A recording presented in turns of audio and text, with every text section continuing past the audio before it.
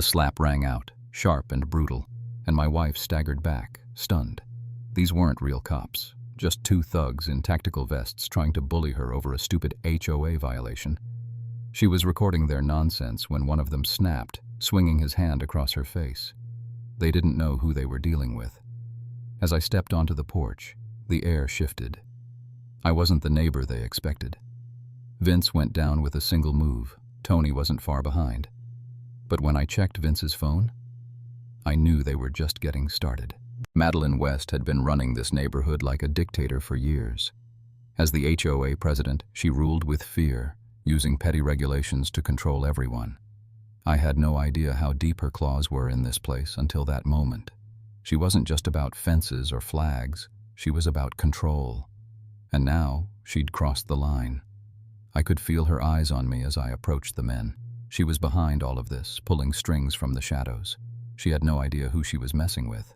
I wasn't some docile homeowner afraid of a fine. I'd fought wars, seen things that would make her tremble. Her enforcers had the gall to think they could push us around. They didn't know that when you touch my family, you awaken something dangerous. They were supposed to be the power here, but I wasn't scared. I was ready to make them regret this.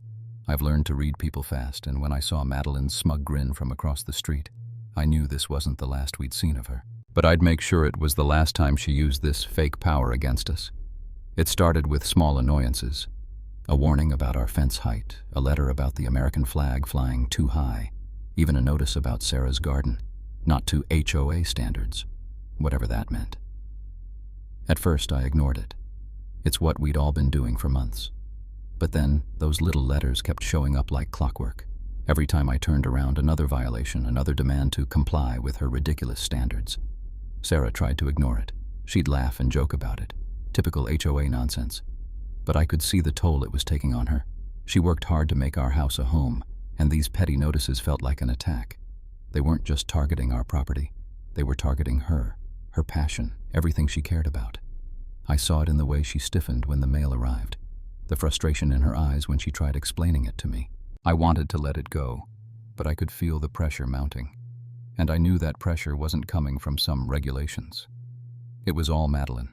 She was the one behind this. One afternoon, I was working in the garage when I heard Sarah's voice rise outside.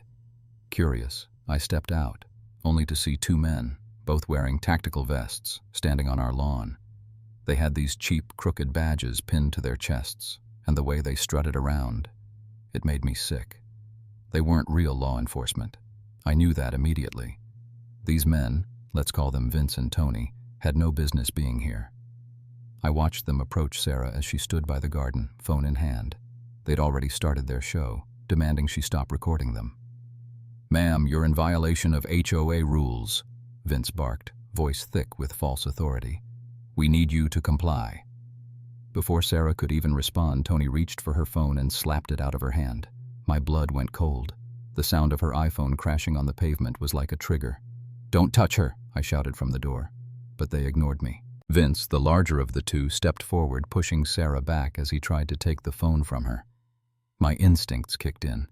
This was no longer just an HOA issue. This was personal. I took a step forward, my boots scraping against the driveway.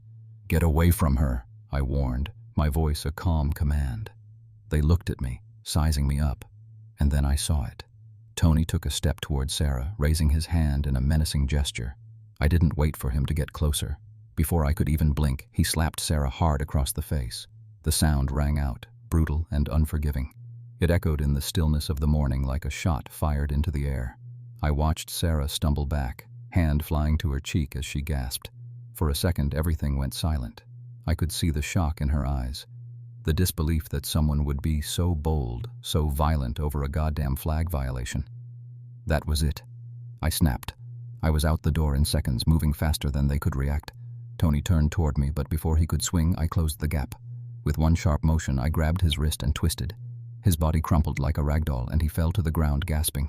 Vince rushed toward me, but his foot caught on the step, and he tripped, slamming face first into the concrete. He groaned in pain, holding his nose as blood started pouring out.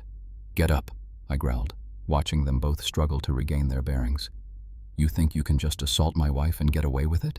Just as I stood over them, ready to do more damage if I had to, Sirens wailed in the distance. The sound of police cruisers grew louder, and I knew this wasn't over. I stood there watching as the two men scrambled, still trying to recover from my quick takedown. Seconds later, a squad car skidded to a halt in front of our house. Two officers stepped out, their hands instinctively hovering over their holsters. But then they saw the scene. The fake enforcers on the ground, bleeding and groaning. I stood there, hands at my sides, watching them carefully. "Are you the ones who called us?" one officer asked, eyes narrowing as he scanned the scene. Before I could respond, Madeline appeared from across the street. She stood there, arms crossed, a smug look on her face. "Officer, these men were here to enforce HOA rules. This man attacked them for simply doing their jobs." I couldn't believe my ears. She was trying to spin this into something it wasn't. She was lying, again. But she had an army of people who would believe her, and that terrified me. The wheels were already in motion. I knew I couldn't let this go. I had to prove I wasn't the one in the wrong, that I wasn't some crazy guy attacking men just for doing their jobs. But I knew that wasn't what this was about. It wasn't about a damn flag or some silly violation. It was about Madeline trying to break us, trying to control us with threats, intimidation, and now, assault. As I stood there with the officers trying to explain, I noticed something on the ground. Vince's phone had fallen out of his pocket when he tripped. Without thinking, I picked it up. That's when I saw the message. It was from Madeline. The timestamp showed it was sent just minutes before the attack. "Use force if needed. MW." I felt my stomach drop. This wasn't just a random act of aggression. This had been planned. Madeline had orchestrated this whole thing, and now I had the proof. I turned to the officers, holding up the phone. "You need to arrest these men, and you need to talk to her." But I wasn't ready for what would happen next. The community meeting was packed, more crowded than I'd ever seen. Neighbors were spilling into the hallways, gossiping and whispering about the incident. The air was thick with tension, and I could feel eyes on me as I entered with Sarah by my side. Madeline West was sitting at the front, her usual smug expression plastered across her face, but there was something different about her now. The room was buzzing, and even her own supporters seemed nervous. "Mr. Harrison," Madeline said, as if she were addressing some unruly child, "I'm sure you've heard that assaulting members of the HOA is a serious offense." I didn't let her finish. "You don't get to control this narrative anymore." I raised my voice, making sure everyone in the room heard me. "I was attacked. My wife was assaulted. By your people, Madeline." The room fell silent. Neighbors turned to look at her, and for a moment I saw a flicker of panic in her eyes. But it was gone in an instant, replaced by that same false bravado. "Enough," she snapped, standing up. "This is a waste of everyone's time." "No, Madeline," I said calmly. "This is just the beginning." I nodded to Sarah, who had been quietly recording the meeting on her phone. She pressed play, and suddenly the room was filled with the sound of a slap. Vince's face, turning red from the force of the blow, echoed through the speakers. The entire room watched in stunned silence as the video played. "I warned them 3 times, I said, pointing to the screen. "But they didn't listen. They came here to intimidate my wife and break us down." I saw the gasps from the crowd, whispers of disbelief. Madeline's face was white with fury. She tried to speak, but I raised my hand, cutting her off. "I also have something else," I continued, pulling out Vince's phone and displaying the message on the screen. "Right here. This is the message that started it all. Madeline told these men to use force if necessary. She ordered the assault on my wife." The crowd was in shock. Some whispered to each other, others just stared at the phone screen. The evidence was undeniable. "Madeline West," I said, my voice steady and loud. "You are the one who's been using this neighborhood like a chessboard, manipulating everyone. But the game is over." Madeline's face twisted in rage, but she said nothing. She couldn't. The room was buzzing with anger now. Neighbors started standing up, pointing fingers, demanding answers. Carl Mitchell, who had been one of Madeline's loyal supporters, stood up and cleared his throat. "Chuck's right," Carl said, his voice shaky but firm. "I've seen how she operates. I was scared. But after seeing the truth, I can't sit back anymore." He turned to Madeline, and for the first time, I saw him look her straight in the eye without fear. "You've been using us, controlling us. It's time for this to end." The crowd erupted into applause. Carl's defection was a turning point. The people who had been too scared to speak up now had a voice, and they were using it to bring Madeline down. The meeting quickly turned into chaos as people shouted, demanding her resignation. It didn't take long before a motion was raised to remove Madeline from her position as HOA president. The vote was overwhelming, 52-1. Madeline was out. But even as she was escorted out, she didn't give up. "You think this is over?" she hissed, her voice venomous. "You have no idea what I've got planned for you." But it was too late. The damage had been done. The community had spoken, and the reign of Madeline West was over. But her threats, her manipulation, those things didn't vanish just because she was voted out. There was still something looming over all of us. As the crowd began to disperse, I caught a glimpse of Madeline, her face twisted in anger. She was already planning her next move, but whatever she had in store, I was ready. The meeting was over, but the energy in the room lingered. As I stepped out of the hall with Sarah by my side, I couldn't shake the feeling of satisfaction, like a weight had finally been lifted. But even as people crowded around us, congratulating us for standing up, I knew the real battle was only just beginning. It felt surreal, like the air had shifted in the neighborhood. Neighbors I had barely exchanged words with were now smiling, shaking my hand, thanking me for bringing the truth to light. Even Carl, still looking a little shaken, approached us with an apology.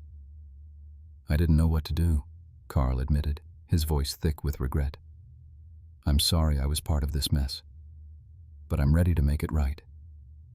I nodded, accepting his words. I had seen that look on his face, guilt, fear, but also a desire to make amends.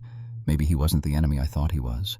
Sarah stood beside me, her bruised cheek still visible, though it had started to fade. Her strength, the way she handled everything, she amazed me. After everything that happened, after what she'd been through, she never once backed down. "This is our home," she said quietly, her hand resting on my arm, "and it feels like it's finally ours again." For the first time in months, I felt the weight of the battle lifting, like we were stepping back into the life we'd fought so hard to build. But I knew it wasn't over, not yet. The legal fallout came swiftly. Madeline had always been untouchable, her position as HOA president making her feel invincible. But now, the tables had turned. I could hear the sound of sirens in the distance as the authorities began their investigation. The charges against Madeline were mounting: assault, harassment, fraud, and witness tampering. Her manipulation of the HOA funds was being exposed, along with the web of lies she'd spun to keep her hold on the community. It wasn't long before the court issued a restraining order against her, banning her from coming within 500 yards of the neighborhood. The icing on the cake? Madeline's plea for leniency was met with cold indifference. The judge had seen enough. I'll admit, watching her get carted off by the authorities was a strange sort of satisfaction. But it wasn't just about her removal. This was about the power shift in our community. This was about accountability. The community began to rebuild.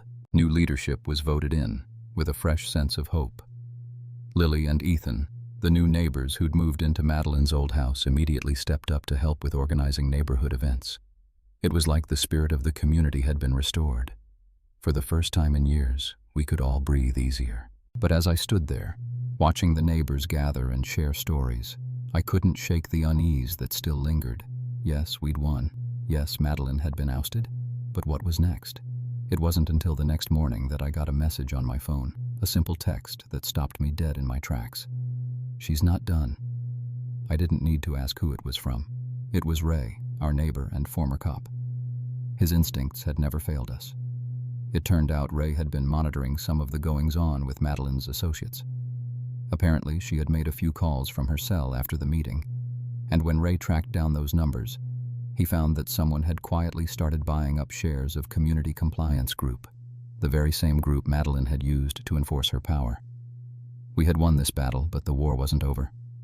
Still, I had a feeling that whatever Madeline had planned, it wouldn't be enough to stop us.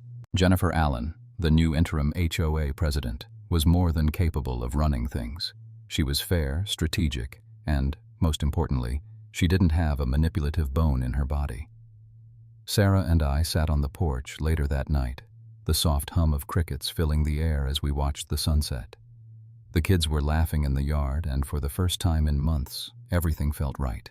We had fought back against an injustice, and now we could breathe easy, knowing that the community was on the mend. The HOA was being run by people who cared, and Madeline was finally facing the consequences of her actions. "You did good," Sarah said softly, resting her head on my shoulder. Together, I replied, squeezing her hand. We did good. And as I looked out at the quiet streets, the same ones that had once been full of fear and tension, I knew this: justice had been served. But as always, there would be new challenges ahead, and we'd be ready for whatever came next.